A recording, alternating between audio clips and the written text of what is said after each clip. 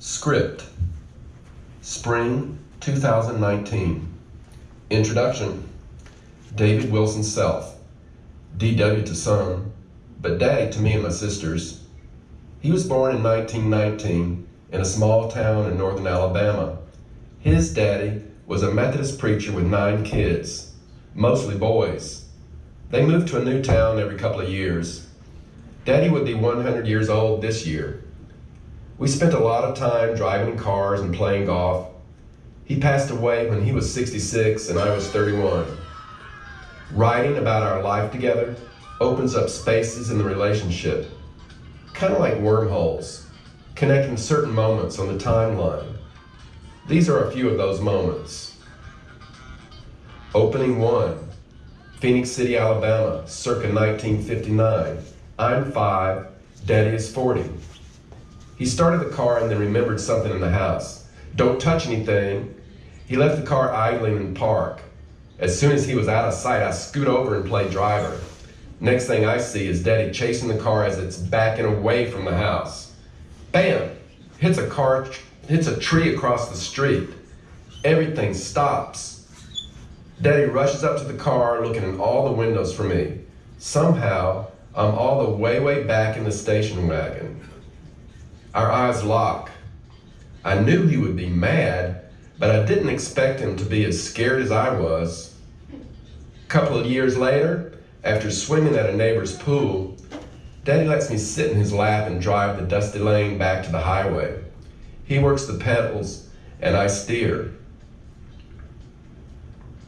Opening 2. Daddy is superintendent of schools and a graduate student at Columbia University Teachers College. In 1963, we spend the summer in New York City. It's the second time we drive up there. The first time I got the measles and had to stay in the hotel room the whole time, listening to the Beatles on the radio. When Daddy goes to New York by himself, he always brings back a special toy car just for me. Our favorites are Lincoln Continentals. Daddy also liked to preach. On Sundays, he drives all over Alabama to be a guest preacher. I often go with him. Usually I hate church sermons, but Daddy's are different. My favorite is Jesus being his personal Savior. He says, every day I look in the mirror and say, Jesus is my personal Savior. My daddy was a preacher. My daddy was a preacher. My granddaddy was a preacher. My granddaddy was a preacher too. My great-granddaddy was a My preacher. great-granddaddy was a preacher.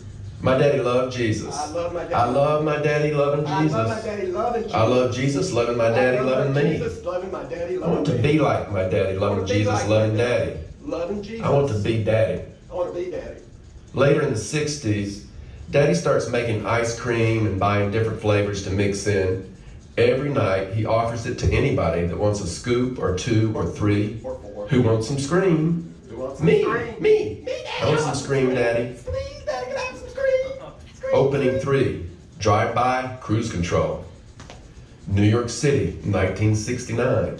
The last weekend in June.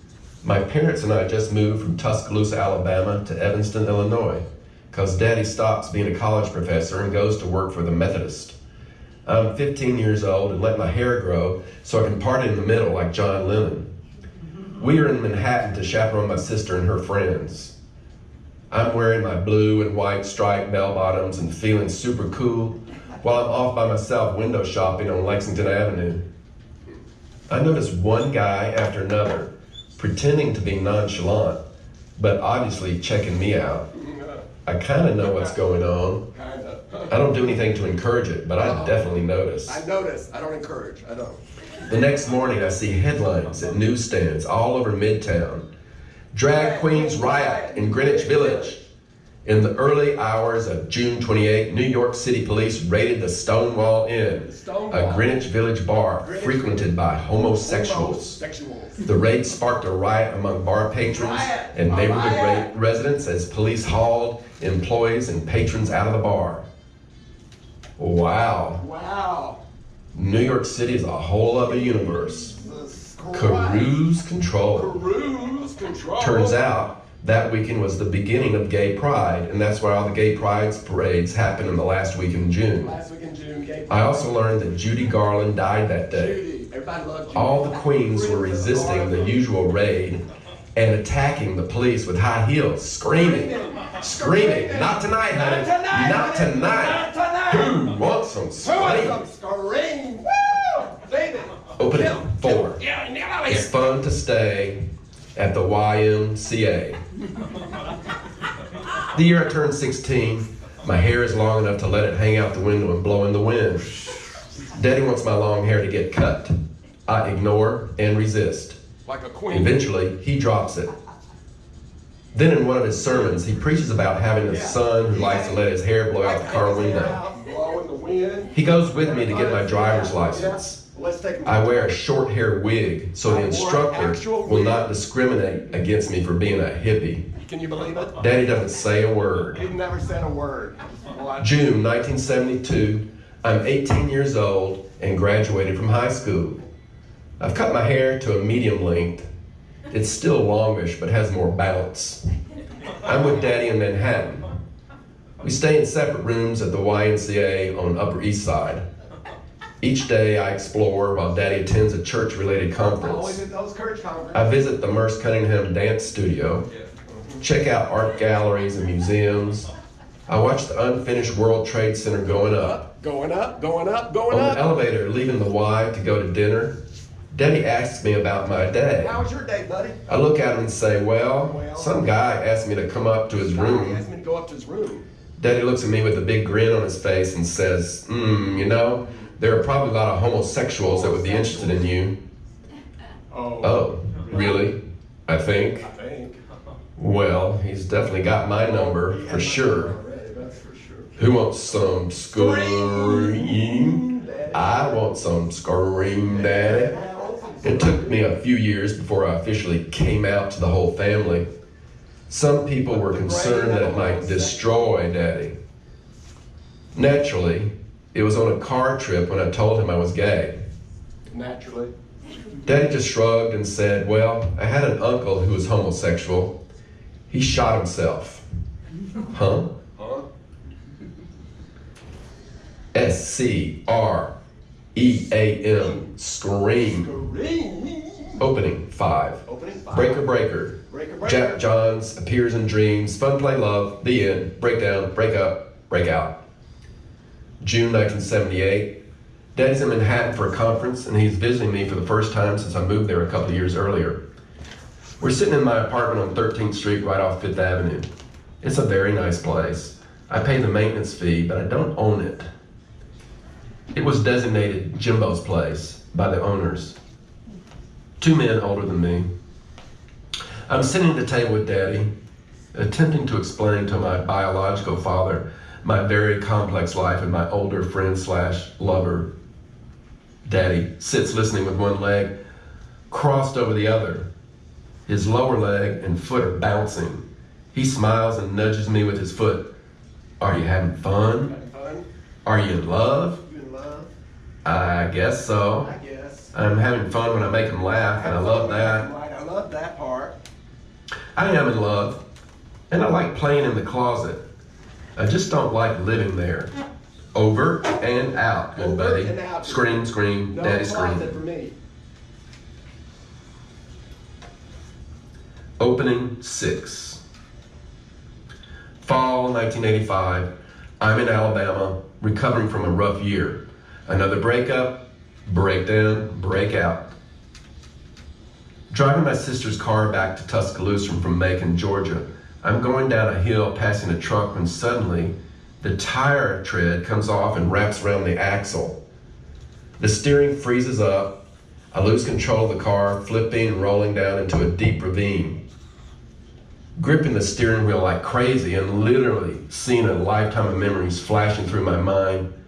I'm pretty sure I'm gonna die. Several sideways rollovers downhill and then everything stops. I'm hanging upside down, still strapped in by the seatbelt and shoulder thing.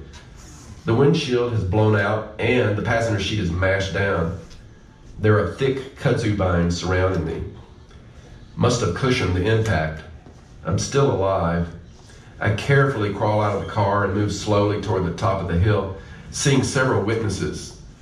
Somebody said, "Man, we thought you were gone. Can't believe you're coming out of that." Nobody can live through that. I looked back at the car, almost undetectable from the road.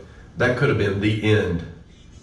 It was a possibility that AIDS could have got me, but I wasn't ready for this car calmer in the kudzu.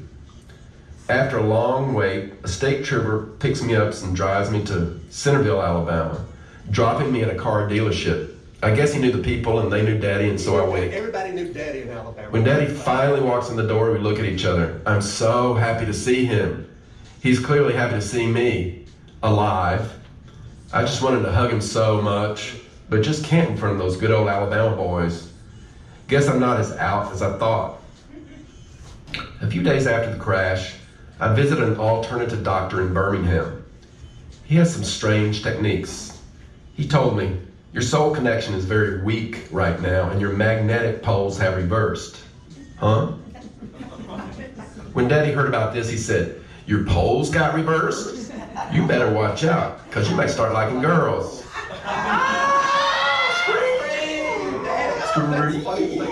We give each other a big hug. We eat ice cream and celebrate being alive with our poles aligned. January 1986, I'm back in New York. Mama calls. She's crying and can hardly say anything.